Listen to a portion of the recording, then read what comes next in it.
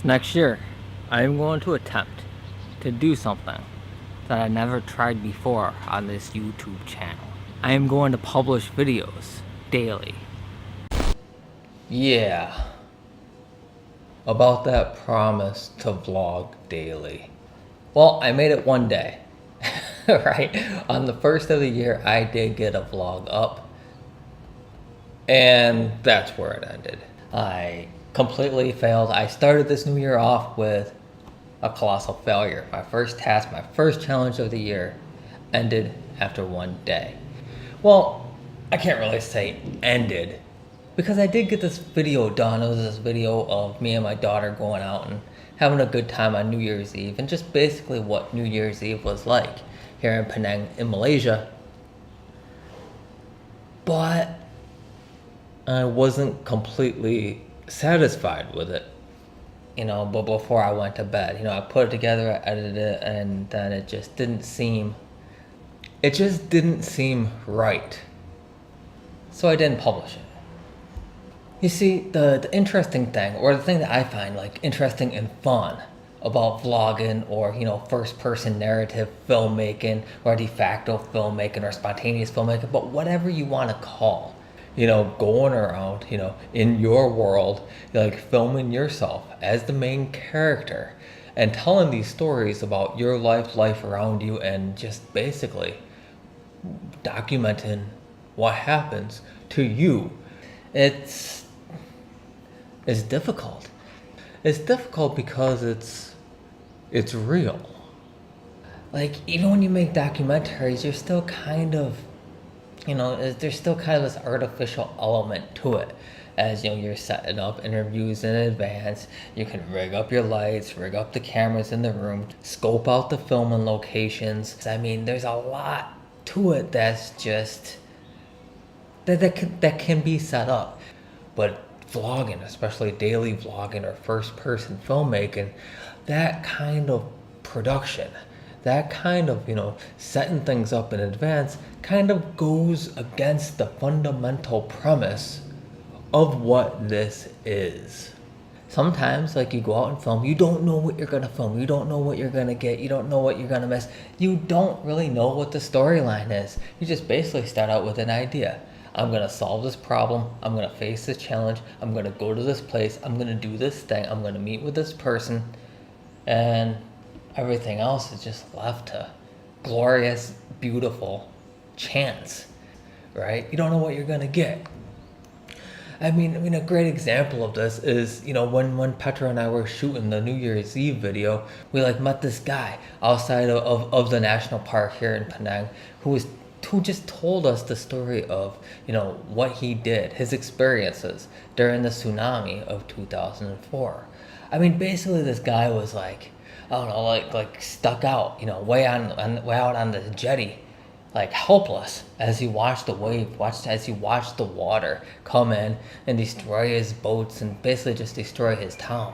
And when you sit down at night, or you sit down in the morning, or whenever you're processing and putting these videos together, you need to, it's basically you have a bunch of scattered pieces of what you filmed, what you talked about, what you looked at, and you need to put it all together into this coherent, more often than not, linear narrative that needs to flow and make sense. So anyway, something happened, during the filming of this New Year's Eve video that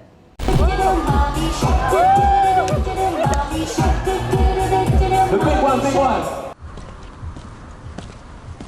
It's New Year's Eve. I have about 5 minutes to get somewhere before midnight.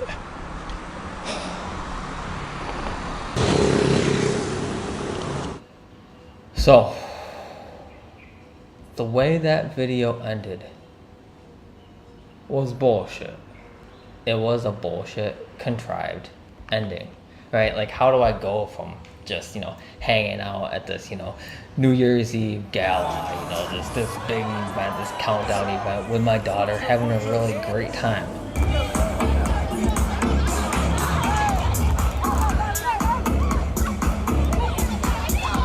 to walking by myself, all alone in the streets, trying to make it to a bar before midnight.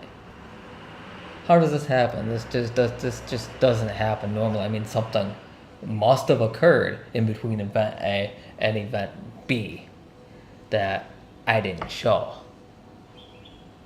And what that something was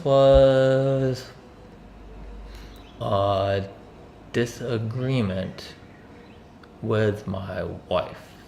So anyway, blah blah blah. I end up, walking down the streets by myself looking for a bar, and whatever. And then New Year's Eve happened and stuff. But what really bothers me about this is that I filmed this story, right?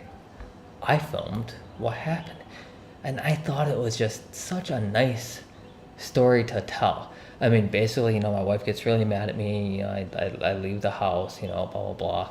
I make it to the bar. And then as I'm sitting there, I start filming my phone to kind of film the minutes, kind of counting down to midnight. And just immediately as I started doing that, my wife called. The last call of the 2017. Hello? Everyone look forward only. Next 2017. I'm still filming. I answer the phone. We apologize and make up.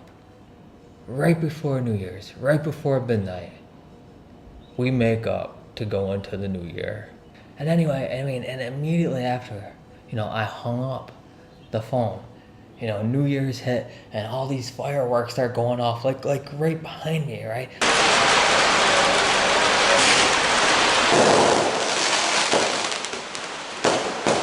Like right over this, old colonial building, with all these fireworks, and this was all shot in one continuous clip.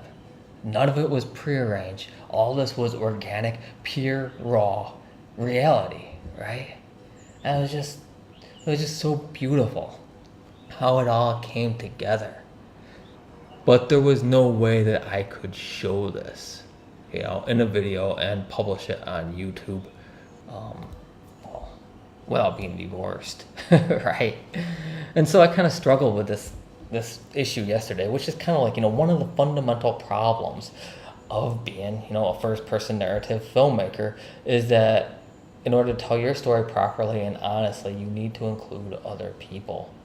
And those other people don't always want to be included, right? They don't want, their dirty laundry, aired to the world just because you think it's interesting and you can, show real life, right? And that's fine. That's perfectly normal. That's perfectly acceptable. That's normal, right? You have to respect that. But at the same time, it puts you in a really big bind, as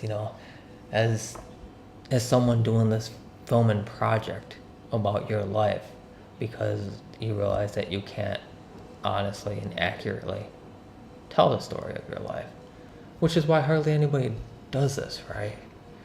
Hardly anybody is really going out, experiencing the world and having the cameras on them during the good times and the bad times, the comfortable, cool, and exciting times, as well as the uncomfortable times. I mean, people just don't do that for a good reason.